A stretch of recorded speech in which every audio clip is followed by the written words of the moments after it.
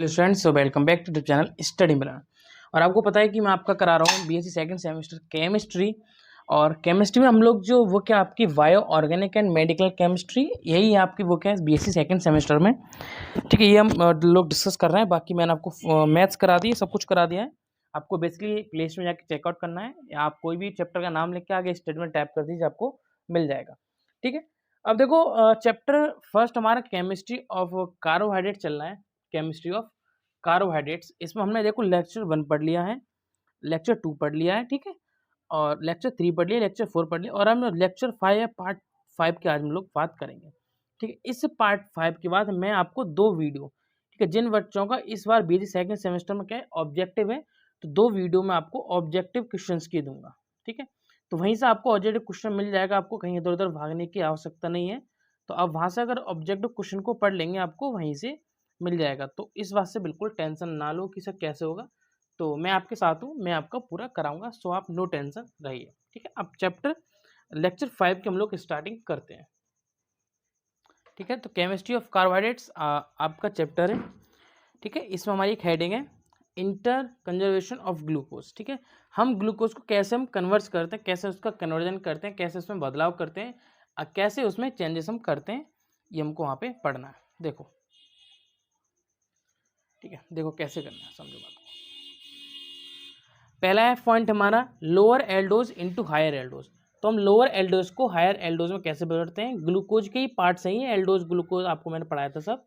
तो इसमें कह रहे हैं कि आपको लोअर एल्डोज को कैसे चेंज करना है इनटू हायर एल्डोज में।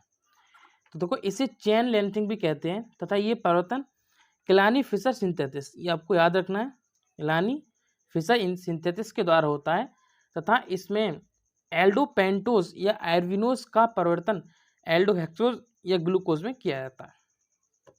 ठीक है, फिर हमारा stepping down of aldoses, stepping down of aldoses, आपको पूछा जाएगा कि इंटर कन्वर्जन ऑफ ग्लूकोज का क्या है।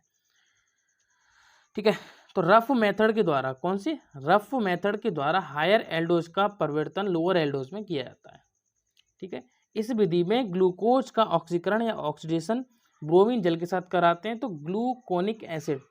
ठीक है, जब हम इसका ऑक्सीजन क्या कराते हैं, ब्रोमीन जल के साथ कराते हैं, तो आपको क्या मिलता है, ग्लूकोनिक एसिड प्राप्त होता है, जो कैल्शियम कार्बोनेट के साथ क्रिया करके सॉल्ट बनाता है।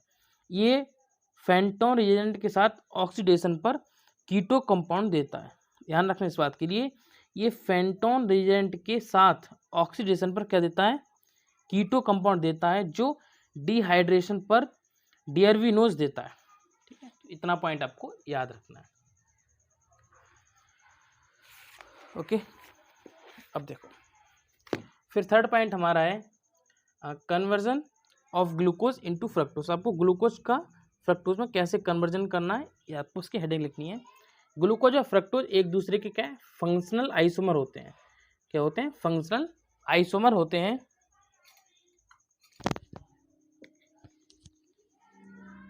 ओके, एक दूसरे के फंक्शनल आइसोमर होते हैं, थोड़ी दिक्कत आ रही है, तथा इसमें एल्डोज का कीटोज में परिवर्तन होता है। किसका, एल्डोज का कीटोज में परिवर्तन होता है। तो हम एक नए पॉइंट की शुरुआत कर रहे हैं, फिर दोबारा इसको हम बोलेंगे डाइसैकराइड। ठीक है, तो डाइसैकराइड में हम लोग क्या पढ़ेंगे उसको समझते हैं। देखो, डाइसैकराइड दो समान या भिन्न मोनोसैकराइड यूनिट्स के जुड़ने से बनते हैं। किसके, दो भिन्न मोनोसैकराइड के यूनिट्स के जुड़ने से बनते हैं, तथा ये यूनिट्स एसिटिल लिंकेज के कारण प्राप्त होती हैं। किसके, एसिटिल लिंकेज के कारण प्राप्त होती हैं, जिसे ग्लाइकोसिडिक लिंकेज कहते हैं। ग्लाइकोसिडिक लिंकेज कहते हैं। प्राकृतिक रूपों में पाए जाने वाले डाइसैकराइड में 3 मेन ग्लाइकोसिडिक लिंकेज होती हैं। तो कौन कौन सी होती हैं, 3 मेन, देखो समझेंगे। पहला 1,4 लिंक, 1,6 लिंक, 1,1 लिंक। तो देखो 1 तो हमारे मेन पैटर हो गए, ये हमारे मेन पॉइंट्स हैं ये वाले। तो इसका मतलब 4 का मतलब लैक्टोज, माल्टोज एंड कैल्वियोज। 6 में हमारा आ जाता है मेलिवोज एंड कैंटिवोज, क्योंकि इसकी श्रृंखला आप देखो कार्बन पर मैटर करती है। 1,1 में आपका सुक्रोज आ जाता है। ठीक है, समझ गए बात के लिए। ओके, अब देखो फिर आपका composition of carbohydrates. Composition of carbohydrates, तो माल्टोज को हम ग्लूकोज प्लस ग्लूकोज में, लैक्टोज को ग्लूकोज प्लस गैलेक्टोज में, और सुक्रोज को हम ग्लूकोज प्लस फ्रक्टोज में चेंज करते हैं। ठीक है, तो ये आपका सब बेसिक है जो कि पहले से आपकी जानकारी होनी चाहिए, आप 12th लेवल पर पढ़ चुके हैं। फिर आपका पॉलीसैकेराइड, तो पॉलीसैकेराइड हमारा क्या होता है उसको समझ। देखो ये छोटे छोटे पॉइंट हैं और आपके शॉर्ट क्वेश्चन ही पूछे जाते हैं, तो ज़्यादा इधर उधर भागने की वो आवश्यकता कुछ भी नहीं है, हम नॉर्मल पढ़ेंगे तो आपको समझ आ जाएगा।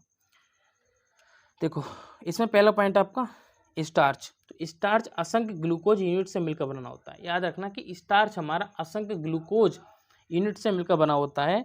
प्लांट स्टार्च को फूड स्टोरेज के रूप में प्रयुक्त करते हैं। तो याद रखना इस चीज़ के लिए कि किस स्टार्च को, तो याद रखना प्लांट स्टार्च को फूड स्टोरेज के रूप में प्रयुक्त करते हैं। स्टार्च दो भिन्न पॉलीसैकेराइड का मिक्सचर होता है, किसका, पॉलीसैकेराइड का। फिर आपके पॉइंट है एमाइलोज, पहला पॉइंट स्टार्च में पहला है एमाइलोज, ये लगभग 20% होता है किसका, स्टार्च का, तथा एनाइलोज डी ग्लूकोज अणुओं का एक रेखीय बहुलक होता है। क्या होता है, रेखीय बहुलक होता है। प्रत्येक ग्लूकोज यूनिट का सी या कार्बन ठीक है, कार्बन निकटवर्ती ग्लूकोज यूनिट के C4 के साथ या चौथे कार्बन के साथ, मैंने आपको फोर्थ कार्बन के बारे में बता दिया है, ग्लाइकोसिडिक लिंकेज के द्वारा जुड़ा होता है। तो एनाइलोज का मॉलिक्यूलर वेट लगभग आपका इतना 40,000 होता है और इसमें लगभग 200 ग्लूकोज यूनिट्स पाई जाती हैं। तो को पूछ लेते हैं कि इसमें कितनी ग्लूकोज यूनिट पाई जाती है, तो को पता होना है इसमें 200 ग्लूकोज पाई जाती है किसमें, एमाइलोज में।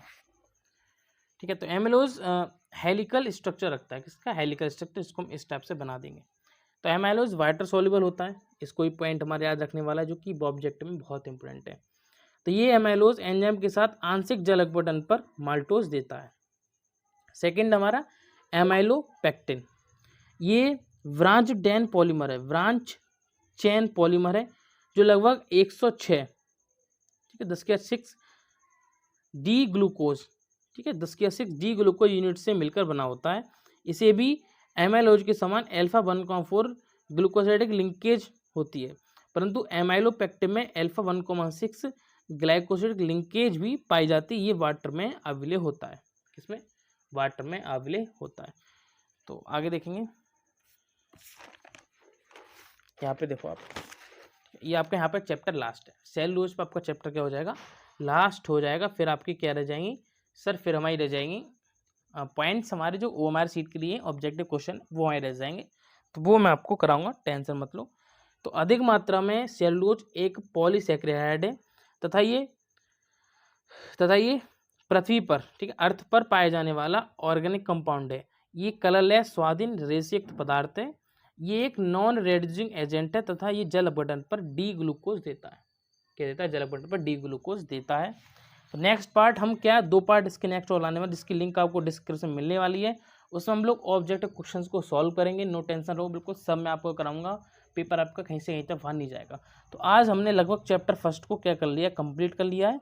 जितना मैंने कराया उतने को तैयार कर लो, चैप्टर या आपका क्वेश्चन कहीं बाहर नहीं जाने वाला है, तो उतना इसको तैयार कर लो, नो टेंशन, ओके। ठीक है, बाकी आपके कोई भी क्वेश्चन मुझे बता सकते हैं, और आपको नेक्स्ट पार्ट में मैं आपको ऑब्जेक्ट क्वेश्चन कराने वाला हूँ। चैनल को सब्सक्राइब, वीडियो शेयर कर दो, क्योंकि आप बिल्कुल चैनल को सब्सक्राइब, वीडियो को शेयर नहीं करते, तो इतना आप जरूर याद रखें, चैनल को सब्सक्राइब, वीडियो को जरूर शेयर करते हैं। Thank you.